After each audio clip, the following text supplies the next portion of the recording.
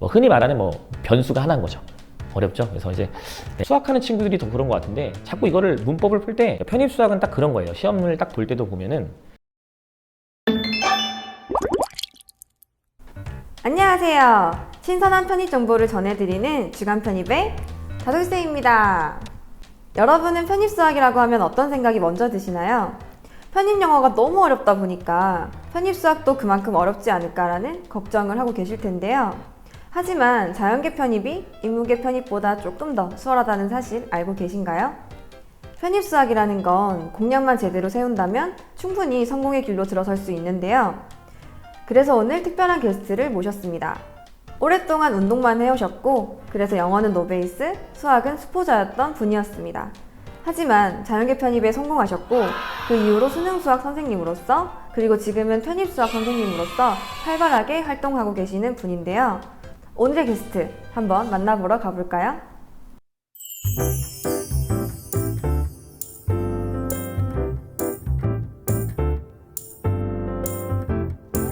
네, 반갑습니다. 네, 안녕하세요. 네. 선생님께서는 이제 네. 수능 강사를 하시다가 편입수학 강사를 이제 하신다고 들었는데 네네네. 바꾸게 된 이유가 있으신가요? 저 같은 경우에는 이제 제가 한 10여 년 전에 이공계로 편입을 하고 나서 일단 이공계로 편입을 했으니까 아무래도 이제 편입학원에서 조교를 일을 하고 유명한 선생님 밑에서 이제 학생들을 가르쳐 오다가 이제 좀 더 넓은 시장에서 좀 더 학생들이 많은 곳에서 일을 하고 싶어가지고 이제 수능 시장에 나가서 이제 학생들을 가르치고 그렇게 수업을 해왔던 것 같습니다. 네.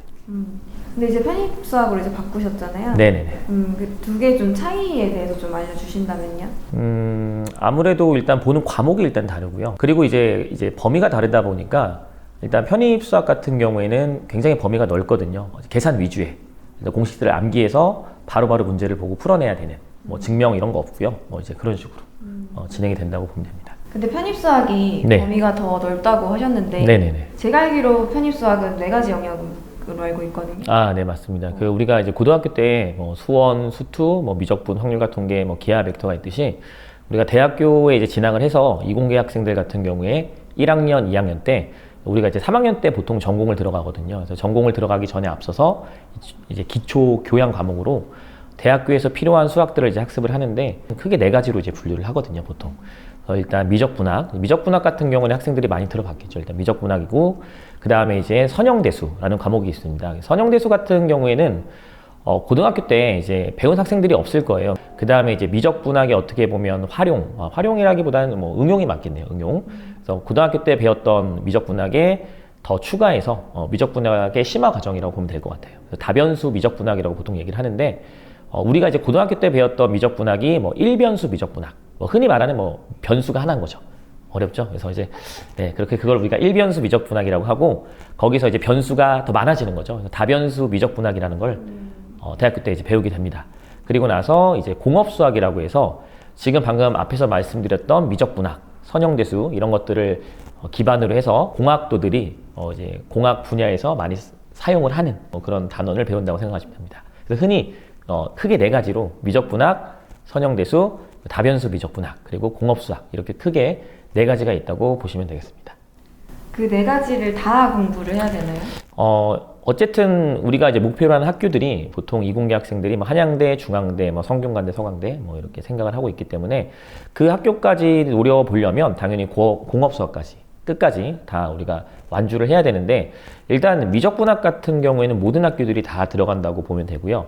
뭐 예를 들어서 이제 학생들이 이제 건국대도 많이 가고 싶어하는 학교 중에 하나인데 건국대 같은 경우에는 학교 홈페이지 같은 경우에 들어가 보면 뭐 이제 미적분학에서 내겠다라고 나와 있는데 사실 미적분학에서 내겠다라고 나오지만 뭐 선형대수 쪽에서 한 2-3문제가 출제가 되긴 하거든요. 근데 이제 어려운 문제가 나오는 건 아니고 선형대수 쪽에서 좀 쉬운 문제들이 나오기 때문에 이제 미적분학이라고 나와 있긴 한데 사실 뭐 다 준비하는 게 맞다고 생각하시면 될 것 같아요. 네.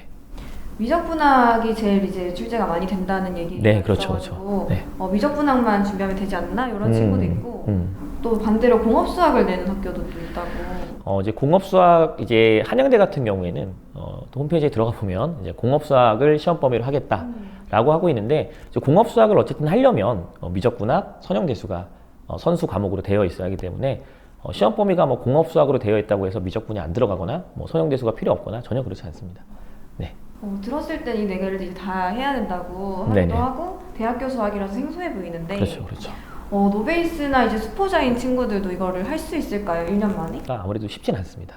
쉽진 않은데 이게 편입수학이 뭐 인문계라든지 예체능 출신들도 도전해서 충분히 이제 합격한 사례들도 많이 있고 그런 친구들도 가능하다라고 하는 이야기가 이제 공식 위주의 그러니까 암기 위주의 어떤 문제풀이다 보니까 일단 엄밀하게 어떤 내용이나 왜 그런지는 모르더라도 뭐 증명 같은 걸 모르더라도 결론은 선생님이 해주는 그 결과물 그 공식만 결국 암기를 해서 문제에 잘 적용만 해서 풀어내면 흔히 말하는 그 기출 문제들 중에 70~80%는 해결이 되거든요.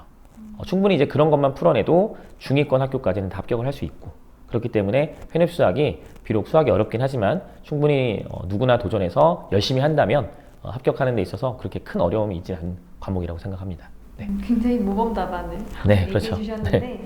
선생님도 혹시 이제 노베이스였거나 뭐 네, 그렇죠. 저는 예체능이기 때문에 네, 저는 고등학교 때 체육을 했었거든요. 제가 편입을 할 때는 굉장히 베이스가 없는 상태였고 그러니까 편입 수학을 처음 시작할 때 그때 수학을 처음 해봤죠.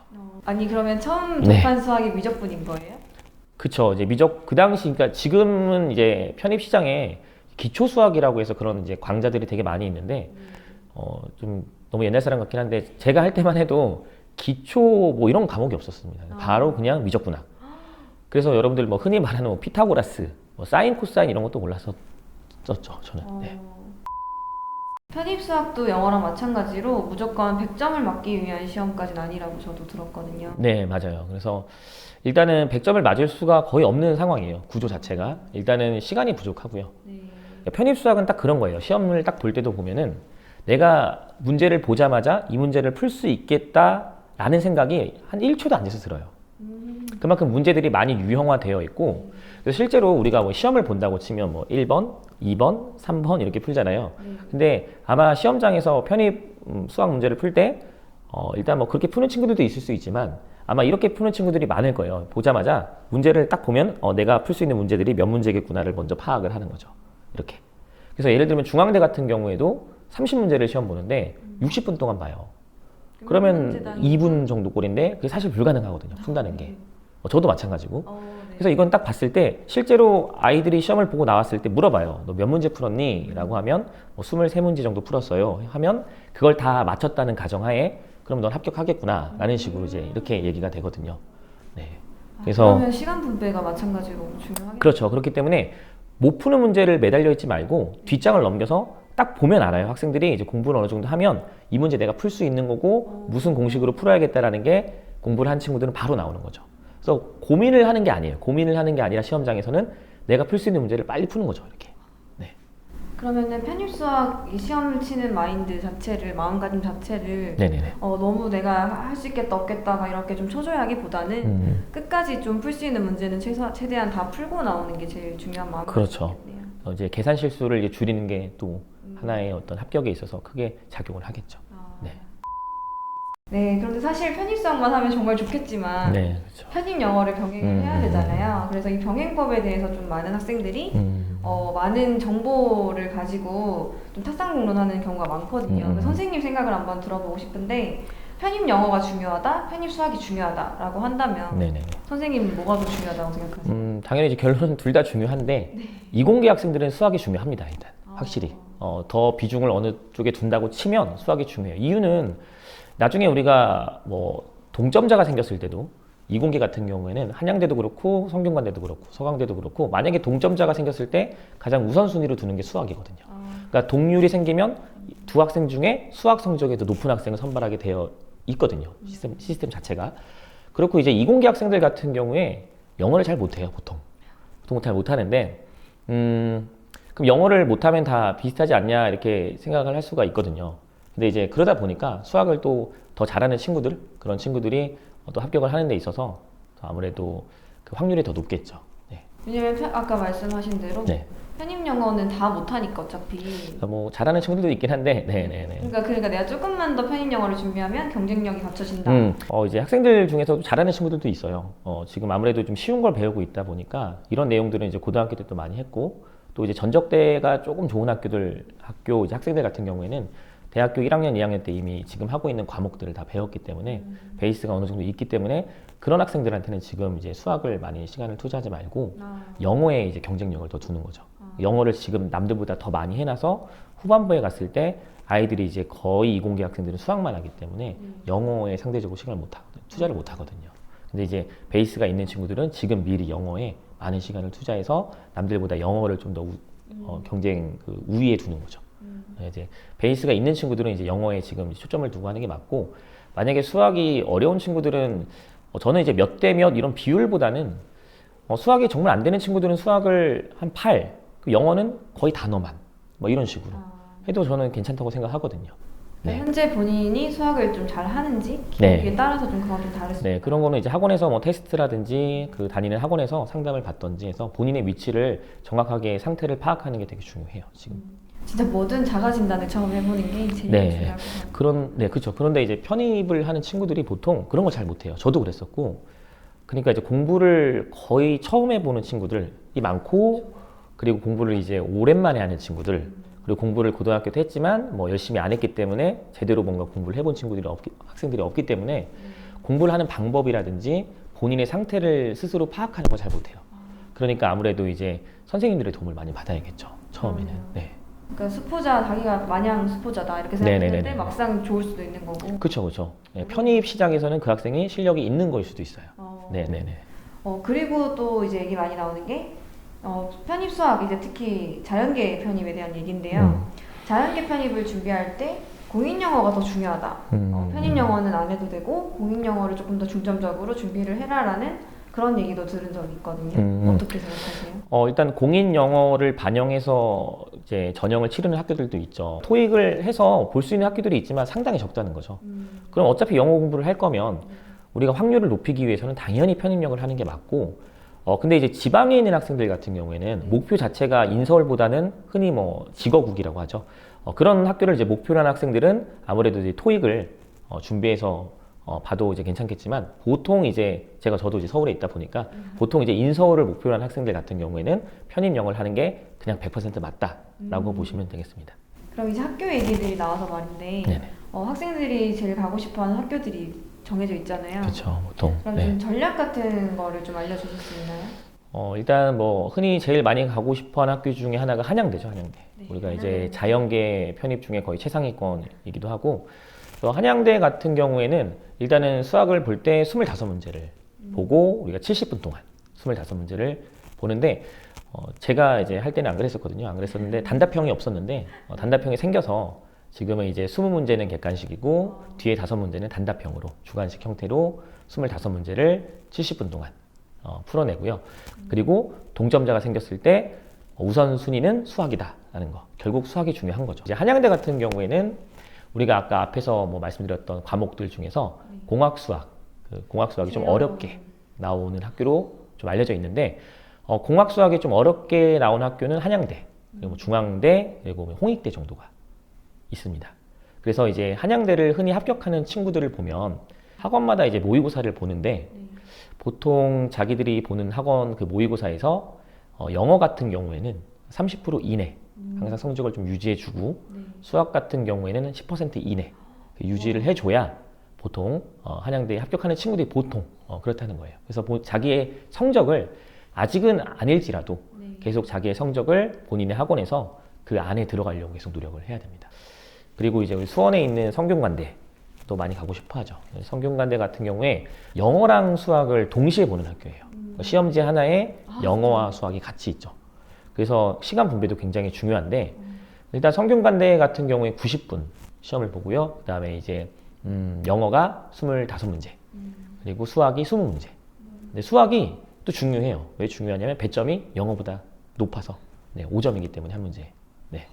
그래서 그렇게 90분 동안 같이 영어 수학을 같이 시험을 보고요. 그리고 이제 서강대 같은 경우에도 영어 수학을 같이 보고요. 시험 시간이 무려 120분. 네, 120분 동안 영어는 40문제, 수학은 20문제. 수학 같은 경우에 서강대도 4문제는 단답형으로 나오고 있어요. 네, 그렇게 나오고 있고, 앞에 한양대, 성균관대보단 비교적 조금 쉬워요. 근데 인원은 좀 적게 뽑아서 문제인데, 일단은 영어가 엄청 어려워요. 영어가 어려워서 변별력이 없습니다. 네, 거의 이공계 같은 경우 없고 수학이 쉬워요.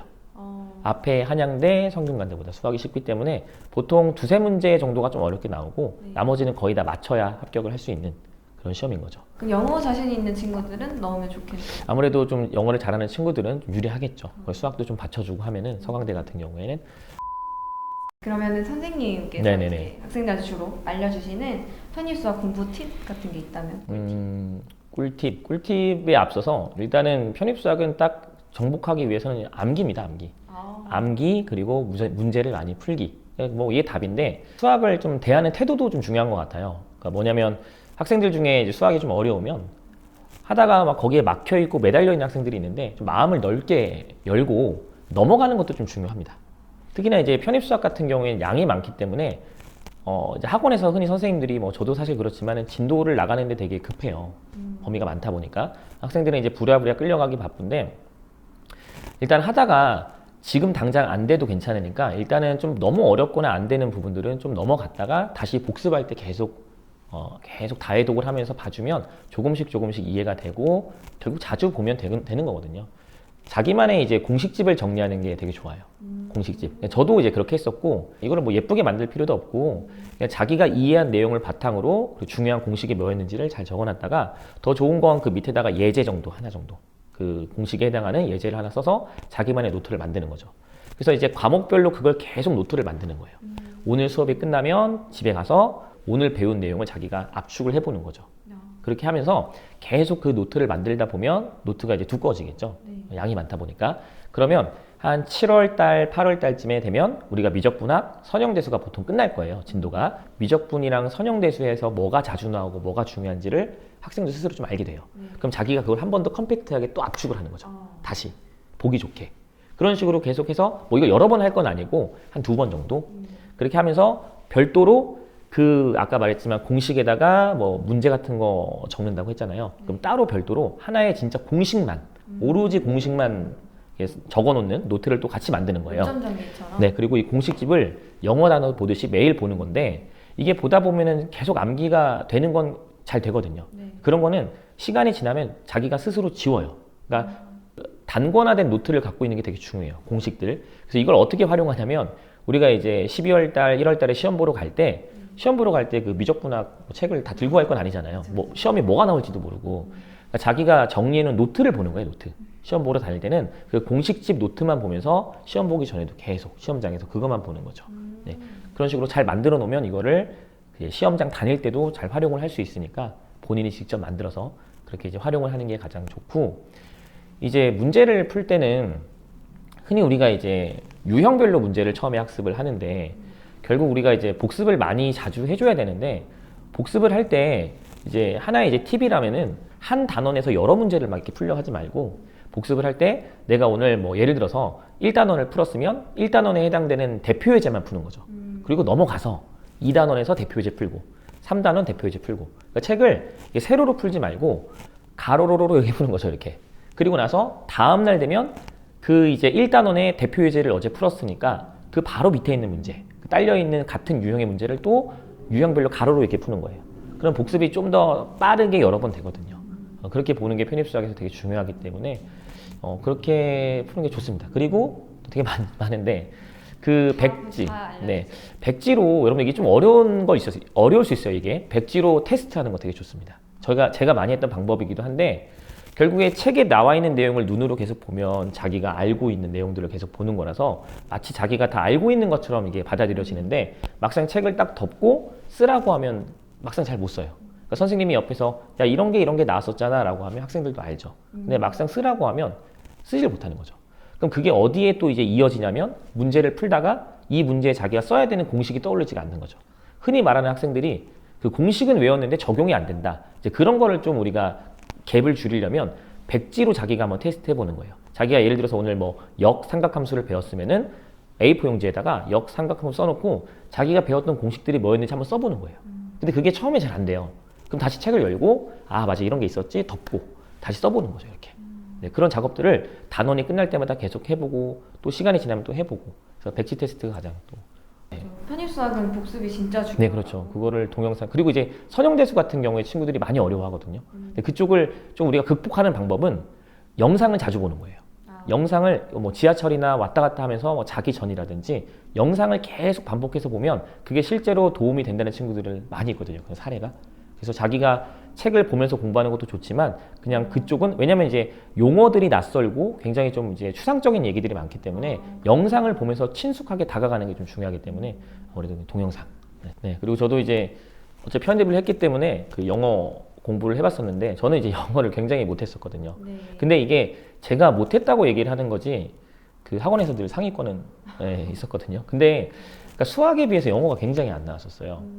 그래서 그 한번 패턴을 바꿔봤는데 예를 들면 우리가 영어 같은 경우에 이제 뭐 문법, 어휘, 네네네. 독해, 논리 이렇게 있잖아요. 실제로 편입 시험을 이제 봐보면 시험지를 딱 봤을 때 이게 문법 문제고 어휘 문제고 독해 문제고 논리 문제라는 게 명확히 구분이 될 만큼 시험 문제들이 스타일이 딱 정해져 있어요. 그렇죠.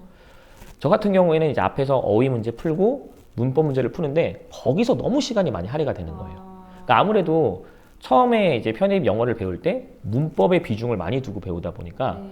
문법에 막 되게 중요한 것처럼 되게 중요하죠. 중요한데 그 시험을 볼 때도 문법에 제가 문제를 푸는데 너무 시간을 많이 투자하다 보니까 뒤에 늘 독해 문제를 못 푸는 거예요. 그래서 한 번은 제가 이제 학원에서 시험을 볼 때 시험 보는 게 중요해요. 시험 볼 때 많이 연습을 해봐야 돼요. 이렇게 저렇게. 그래서 이제 시험을 보는데 오늘은 한번 독해부터 풀어보자. 그러니까 일부러 제가 시험 끝나기 10분만 남겨놓고 10분 전까지 독해를 다 푼 거예요. 네네. 다 그러니까 독해 지문 다 풀고 10분 남았을 때 그 10분에 어휘랑 문법을 다 푼 거죠. 네. 그러니까 문법을 보자마자 어휘 풀듯이 빈칸에 들어갈 거 뭐 틀린 거 뭐 이렇게 어색한 거 막 툭툭 했는데 제가 열심히 고민해서 답을 낸 거나 네. 그냥 그렇게 푼 거나 별반 다를 게 없는 거예요.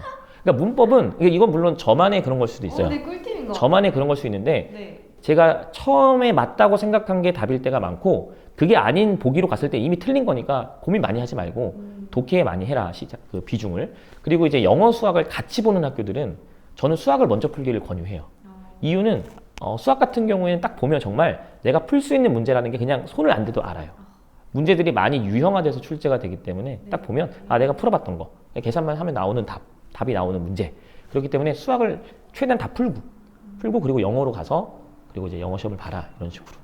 왜냐하면 맞아야 되는 건 점수를 다 확보를 해야 되니까 영수를 같이 보는 시험에서는 무조건 수학을 먼저 보는 걸 추천해 드립니다. 수학 먼저 보고 영어도 독해 먼저 푸는 게 도움이 많이 되셨다. 네, 근데 영어는 저는 그랬어요. 영어는 저는 그랬었는데 이게 혹시나 한번 학생들이 참고해서 본인들도 한번 해보는 거죠 시험 볼 때. 네네. 했을 때 도움이 되면 그렇게 한번 해보시고, 오. 네, 한번 그렇게 참고를 하면 좋을 것 같습니다. 네. 네, 마지막으로 이제 편입 수학을 준비하는 학생분들에게 한 말씀 해주신다면? 제가 이제 편입을 해봤기 때문에 정말 힘들고 정말 이제 성인이 돼서 뭔가 이제 어딘가에 갇혀서 공부를 한다는 게 정말 고독하고 힘들거든요. 사실 공부가 어려운 건 아니라고 저는 생각을 해요. 공부는 선생님이 가르쳐 주는 대로 열심히 따라가고 그렇게 하면 해결이 되는데 이게 굉장히 심적으로 힘들고 고독하고 그럴 거예요. 저도 그랬기 때문에. 그래서 일단은 괜찮다. 그게 되게 값진 경험이라고 저는 생각을 하거든요. 지금 당장 힘들지만은 우리가 어차피 합격을 해서 1년 뒤에 돌이켜보고 1년, 2년 생활을 하다 보면은 여러분들이 편입을 준비했던 1년, 뭐 길게는 2년이 그 시간이 되게 값진 시기거든요. 저도 이제 그때 시절을 되게 잊지를 못하고 되게 많이 가끔 추억을 해보는데 정말 열심히 했었거든요. 다들 이제 그렇게 하겠지만 꼭 이제 힘든 시기이지만 원하는 학교에 내년에 합격을 해서 네, 이런 힘든 시기가 다 끝나고 이제 캠퍼스에 가서 네, 좋은 학교 생활 했으면 좋겠습니다. 네, 오늘은 편입 수학에 대한 정보를 들어봤는데요. 자연계 편입을 준비하는 많은 학생분들에게 도움이 되었으면 좋겠습니다. 다음 주에는 더 신선한 편입 정보로 돌아오겠습니다. 구독과 좋아요, 알람 설정까지 안녕.